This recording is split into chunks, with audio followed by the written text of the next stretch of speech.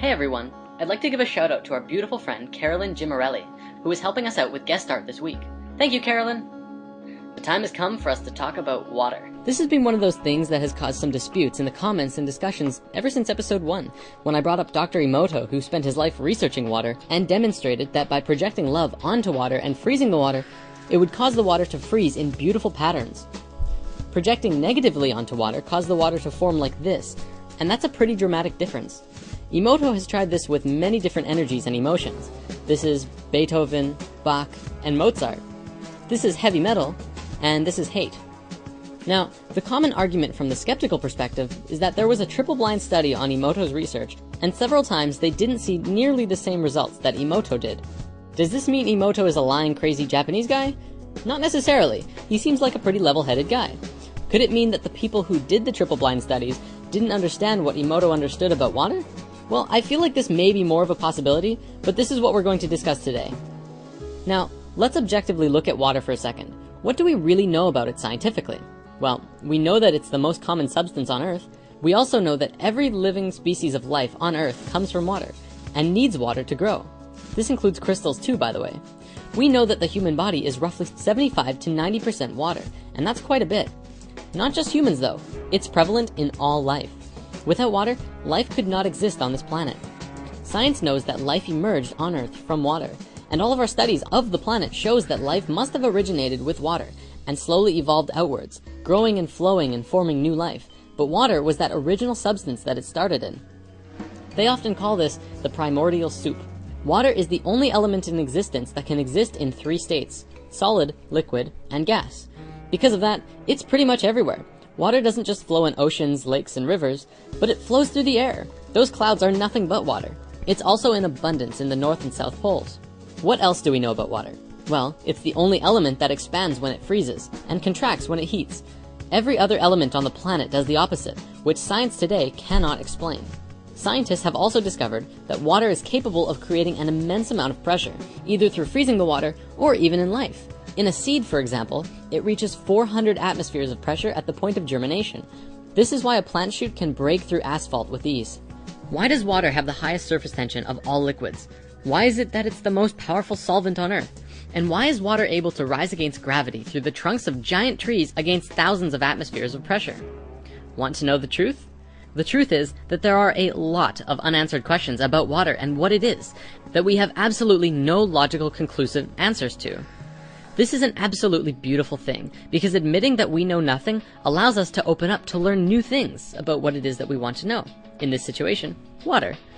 That's exactly what many scientists around the world have started doing, and it's led to some miraculous revelations. The following clips are from a secret documentary I found about water floating around on the depths of YouTube. It keeps being taken down. I wonder why. As it records information, water acquires new properties, yet its chemical composition remains unchanged. So their theory was the chemical composition of the water is important. Now the sensational news is that that is nonsense. The structure of water is much more important than the chemical composition. The structure of water means how its molecules are organized. We can see how water molecules join together into groups. These are called clusters.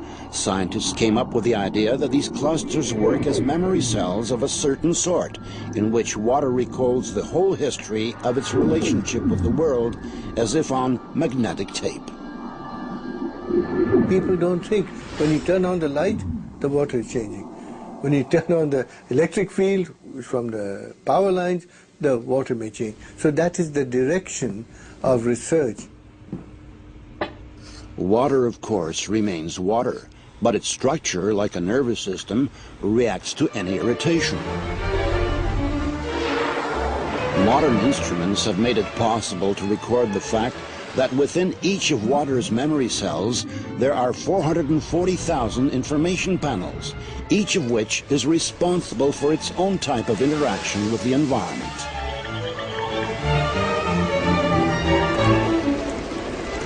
If you consider a cluster as a group of specific molecules, then it can survive only a short amount of time.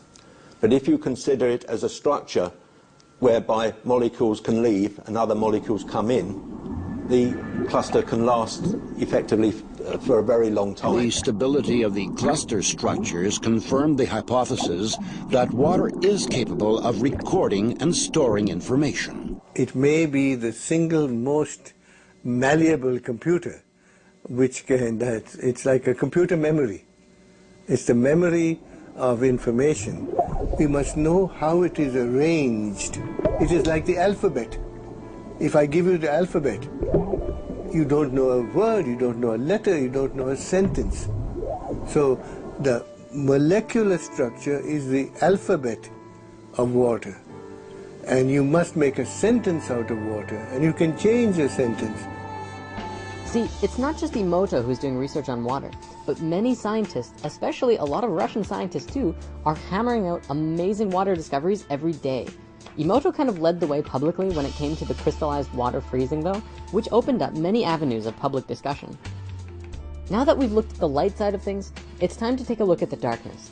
Remember, everything is energy and all energy can be transmuted from light to dark, or vice versa. This is how water flows naturally in nature. Doesn't that look happy? Water flows in curves wherever it needs to go. However, water makes a different trip when it goes into our homes. It goes like this. Lots and lots and lots of right angle turns and hard edges. If you've read the Emerald Tablets, you might remember Thoth describing in Tablet 8 the story of how he existed in the realm of curves, and it was amazing, but then he ventured into the realm of angles and was chased down by demons. Now, the story itself, I feel, cannot truly be comprehended from our current level of consciousness, but yet it has a striking connection to how we damage our water through our technology. This doesn't flow, it's not healthy. The natural structure of water is broken apart with every turn. On an even greater scale, it is known that most cities work on a closed-loop system. This means that the water we use is continually recycled over and over.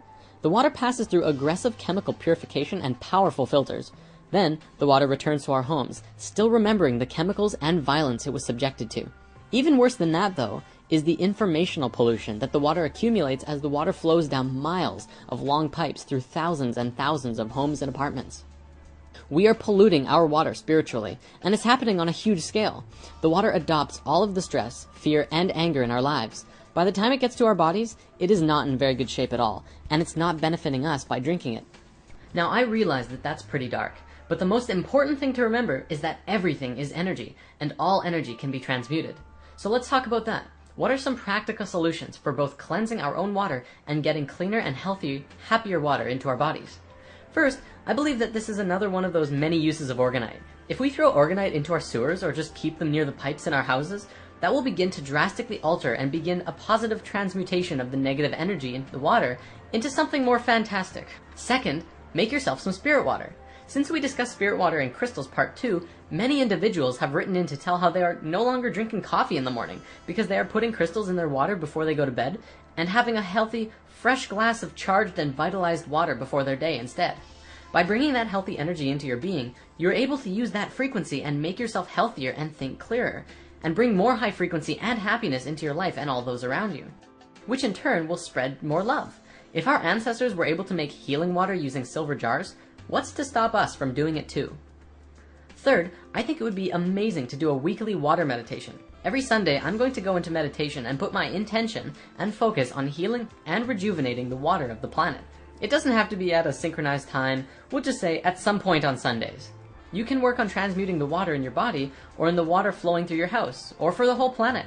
It's up to you, and every meditation will count, because you're setting your intention and projecting your consciousness that which you desire. And finally, be grateful for the water you drink. Here's another clip I'd like to show you. Dr. Emoto has conducted another interesting experiment. He placed rice into 3 glass beakers and covered it with water.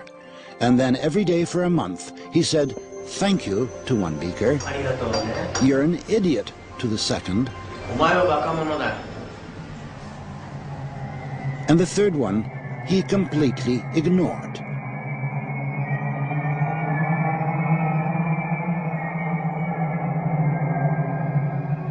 After 1 month, the rice that had been thanked began to ferment, giving off a strong, pleasant aroma. The rice in the second beaker turned black.